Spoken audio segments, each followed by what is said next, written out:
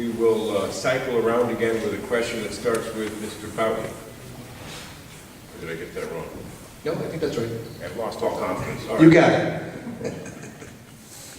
it. Before I ask one of the final questions, and it's kind of a negative question, I want to stay on a positive note and just thank you again, the candidates, for being here, and thank the folks in the RTC for organizing this, specifically Andreas for pulling this together, Linda Grzyka for her tireless hours working through this, Betty Wagner, who could not be here this evening, and Diana Norton-Giles. Again, all of them just an enormous amount of time.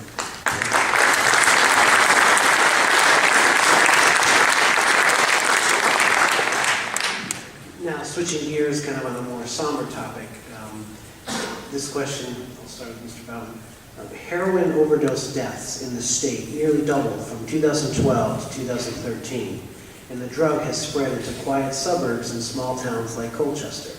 As governor, what efforts will you take to address heroin and other drug-related problems facing our state? Well, we've certainly seen in Western Connecticut very similar uprising in heroin-related deaths. It's absolutely tragic and it's horrible. And we've seen a marked increase in usage among our teenagers and our adolescents. It's something we take very seriously in Danbury. I'm proud to say that we're one of the safest cities in Connecticut and one of the safest cities in the United States of America. But that doesn't happen by accident. It happens because we tackle these kinds of problems head on. We've actually created a special unit in the Danbury Police Department, and they spend a lot of time looking at interdiction, looking at arresting drug dealers, and looking at holding people accountable for their actions that are actually selling the stuff out to the kids. We've also pivoted a little bit in our school district and spent time with our guidance counselors, our social workers, our administration, to start putting out to the word to our high school students in particular that this activity is certainly extremely dangerous, extremely bad for you, and can lead to an addiction that tragically could end your life very quickly. It's something that I think all of us can work together, not just when we become governor, but I think we can work on it right now. I mean, we have plenty of community leaders across Connecticut that are concerned about that. We've had meetings already, and again in Western Connecticut as community leaders to try to head off some of the abuses that we see going on. But at the end of the day, we've got to get parents engaged in this problem. We've got to alert them to the problem. We've got to get them to be vigilant in terms of what their children are up to on a daily basis. Thank you. Mr. McKinney. You know, it's a horrible problem. I come from a family that has dealt with drug addiction, and I know the horrors of it and how it can damage people's lives. I think first and foremost, we have to understand that government can do things that sends negative messages. It's one of the reasons why I did not support the legalization of medical marijuana. It's one of the reasons why I would not and will not support the legalization of marijuana. I think it sends the wrong message to our kids. I coached Little League for a number of years, and I remember one of the brightest, smartest, happiest kids I ever coached I saw after his sophomore year in high school. I hadn't seen him in 4 years. He had been expelled from 2 high schools, was in a military school because of drug addiction, and he started with marijuana.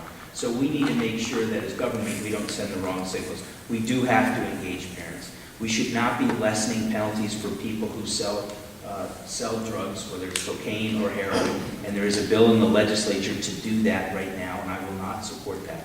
But we also have to understand for people who do have an addiction, they need to have alternatives to incarceration for treatment so they can get the help that they need. Addiction is a lifelong battle, and we need to make sure people get whatever help is out there. So I think it starts by government not sending the wrong messages, making sure that we hold those who sell these types of insidious, harmful drugs accountable, and care for those who need treatment. Thank you. Mr. Foley. Heroin addiction and deaths related to it have clearly gone up. They've really spiked in the last several years. There are 2 problems behind it, I believe. One is cultural, and one is economic. Heroin abuse in the suburbs, I would think, would mostly fall into the cultural category. I think some of these drugs sort of come and go. I think anybody who thinks heroin isn't a serious drug that you can die from and has very negative consequences is going to learn a very hard lesson. But where drug abuse results from economic impacts, there's probably more that we can do, and that's in the cities. I was this week in Hartford, Park Street, and talking to some of the merchants there. And they said that drug dealers walk up and down the street pretty much unopposed by police. And so I think there's more that we can do, and maybe the state can solve some of the communities that don't have enough funding to support a local police effort to get rid of drug dealers. But that would be something I would certainly look at doing as governor.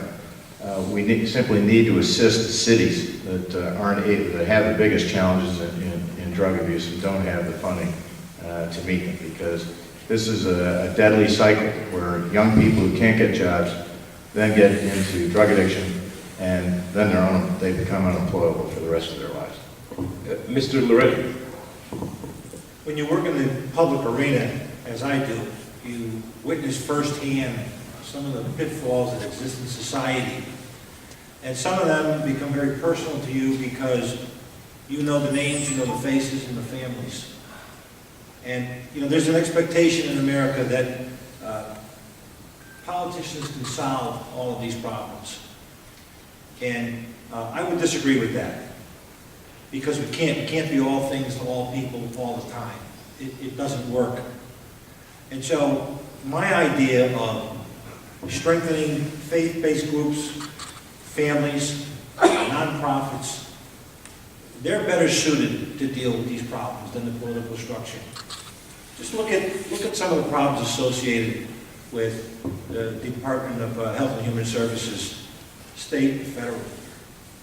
Can't keep up with it. And the expectation is that you can solve this, and you can't. And some people will fall by the wayside, unfortunately. But we can be better advocates. We can, existing laws that are already on the books can be strengthened.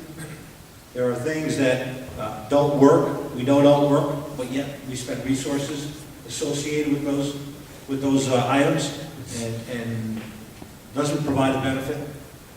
And so it's one of the many problems that exist in America today. And I know that recently there was a... That was awfully obedient of you, thank you. Mr. Visconti. Yes, I think enforcement is number one for the existing drug dealers. Enforcement can't be shortchanged as it is.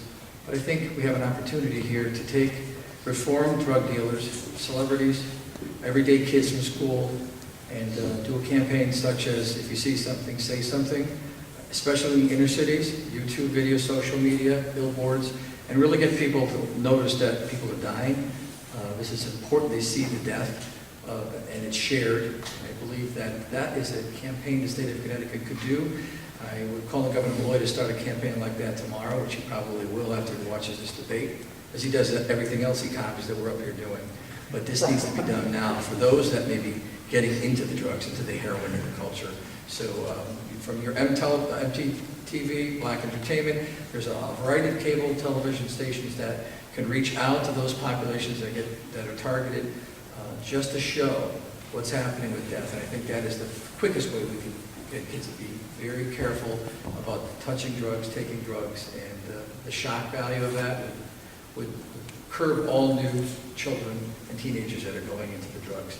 Enforcement, again, for those that are hardened already addicts, and don't forget criminals that are reformed can actually help us also. Thank you. Ms. Dean. Well, I've been saying on the campaign trail that as much as it may be popular to blame our current governor or past governors for all of our problems, I really think that we need to look at ourselves and what we've allowed to have happen to our state and our country. We have a serious problem with children who are being raised in a culture of death where they get pregnant and kill their children, a culture of death where they take harmful substances that kill themselves, a culture of death where they take firearms and kill other children and teachers and their own parents. This is a serious problem, and where I've seen drugs be a problem with young people, it often starts with drugs being administered legally first. I mean, when we have discipline problems in the schools, rather than giving kids school time in the schoolyard to play, instead we drug them, and we start them on drugs at a very early age. When there are discipline problems, rather than disciplining them, we send them off to therapists and psychiatrists and psychologists. This is wrong. We are sort of farming out our responsibility when we should be returning God and the Ten Commandments to our schools, to our courts, to our homes, not through government. Government doesn't do this. The people, we the people, have to decide that we're going to be different people, that we're going to live by different values. And I pledge, as governor, that I will be obedient to those rules, those timeless rules. Thank you.